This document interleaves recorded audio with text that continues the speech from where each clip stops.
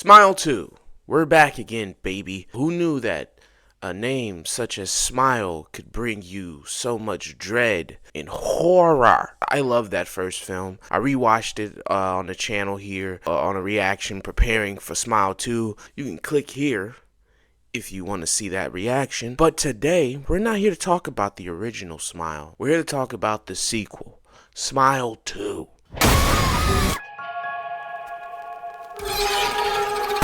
This one takes place a couple of days after Rose. The entity has been passed on from Rose to Kyle Gallner, and now it's found its way over to Sky Riley, a big pop star played by Naomi Scott. She just came back from battling with addiction and is in a point of recovery and is on a world tour. And with all the other stresses that come with being a pop star and in your world tour, she now has a smiling, demented entity attached to her, slowly driving her insane. Now, I'm a big fan of Smile 1, like I already said, so when I saw the trailer for this one, I wasn't as excited for it. I didn't really need a sequel. What would you really even do with a sequel? Is this just a cash grab, or do you really have something to say here, Parker Finn? Parker looked at me and said, "Hey, Negro, yeah, I do." And I was like, okay, sorry, Park. You got it. Because Smile 2, once again, brings us a great film. I like this as a sequel to the first Smile movie. It's a continuation of what we just went through. It's not a rehash. It's not just doing the beats from the last movie that you liked, and here's the dead cat again. Oh my god, it's dead cats. Now, they do recreate some of the things, but that's because this demon, it just makes you lose your mind and makes you see imageries and brings you into delusional bouts that you just don't know what is real and what's fake. So there is certain things that they do rehash here, but it's not just rehashing for sake of rehashing. It is integral to the story and the narrative. And I do like our new protagonist here, Sky Riley, this pop star sensation who, like I said, is coming back from battling an addiction and the death of a boyfriend, who is coming back to this world tour and is coming back into this world that demands so much of her, whether it's her body, her mental, just everything, in order to get this done, even though she's probably not truly ready, but with a nagging mother next to her that is pretty much like a stage mom and really there and is just making her do all these things. It's kind of hard to say no, and she has all these people riding for her, so she can't just say, hey, I'm gonna take a mental stress break and stop everything, or else she loses money, she loses her career, and everything that they worked hard for is over with.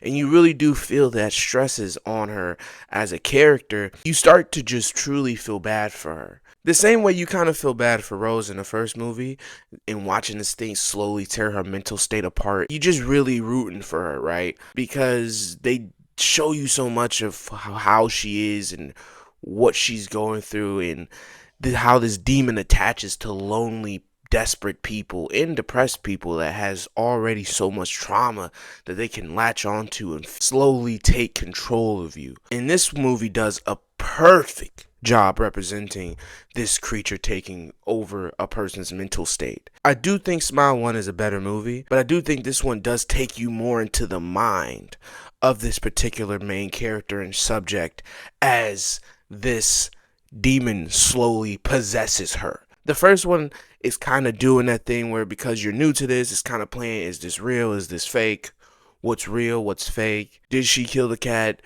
what killed the cat, what is doing this, what's not doing this. This one here, because you know this smiling demon thing is real, they truly put you into the mind of her with the camera angles, the movements. Oh my god, the filmmaking here is fantastic. The lighting, the cinematography, everything going on here in this movie is great. It's such a visual stimulant while you're watching it. You can't even get bored while just looking at it, and you're just as mind fucked as she is while you're watching the movie. By the time you get to the end of the movie, you're kind of like, damn, it got me too. Okay. The first movie, I was kind of like, you could probably fight it. You can beat it, right? Just stand up for yourself. Be big. It's kind of like a bear. If you just be big, it'll probably scare off and scurry off. In this movie, it shows you, oh no, you can't be big. They show you, oh, you can't beat this thing. You're not even in control, really. This thing is fully there because your mind is as real as you are. Everything about you comes from your brain. So if something like this attaches to your brain, it knows everything about you. All your senses, your sense of reality, your sense of care, love, your sense of personality and identity from yourself, of yourself, comes from your head. So if it latches onto your brain and what's in your head, then technically whatever it wants you to see is real and is happening. You're like, holy shit, okay. Yeah, you can't fight this thing. Because by the time you realize what this thing is, it's already deep inside you and attached. It truly is a fucked up situation that you find yourself in once it gets to you. And even though it does have this insane spike in tension and how this creature moves this time, I do think I like Smile a little bit better, or maybe they're like on the same playing field where I like them just as much. I like the smaller, more quieter, more intimate story over here with Rose, but I also like this more grandiose, insane, just mindfuck and all over the place style that they do with Sky. They're like right here. Parker, like I said, they probably gave him a better budget, more money, and he really is showing it off here. There's set pieces and dream sequences and insane camera tricks. The movie is just pure insanity, and by the time you get to the end of it, you feel just as discombobulated, disheveled, and beat down as Sky does. You're like, God damn. Really? You're doing this to me? Come on, guys. And the gore here is also really great. I liked the gore in the first movie. I liked their blend of CGI and practical effects. In this one, they do a little bit more. There's a lot more deaths. There's a death scene at the beginning of this movie that you can see in the trailer with the weight, and he just bashes his head in. Now, when you see that in the trailer, because it cuts in the trailer, it kind of looks goofy. But when you see it in the actual movie, that shit is fucked. It's gnarly shit. So yeah, man, I love this movie again. It's another one. It's another great. I love it. I love the first movie. I love this one just as much as that first movie. It's a great companion to that one as well. Great continuation. It does what a sequel is supposed to do. Continue the story that the last movie ended off with. And that's what this does. It continues the story. And for that, I'm going to rate Smile 2 a 9 out of 10. Because I gave Smile 1 a 9 out of 10. And this is just as great as this one. So this is also a 9 out of 10, baby. Double 9'd up. But hey, you may disagree. Or maybe you do agree. If you agree, leave a like. If you disagree, subscribe, because I say so many different opinions on this channel. Eventually, we're going to lock in and we're going to link up and we're going to be best buds.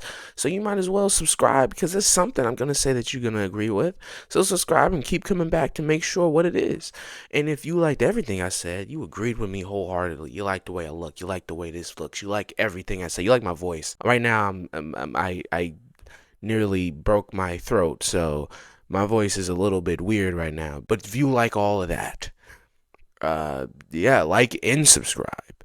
And if you just agree with me and like what I had to say and you want to hear more, subscribe.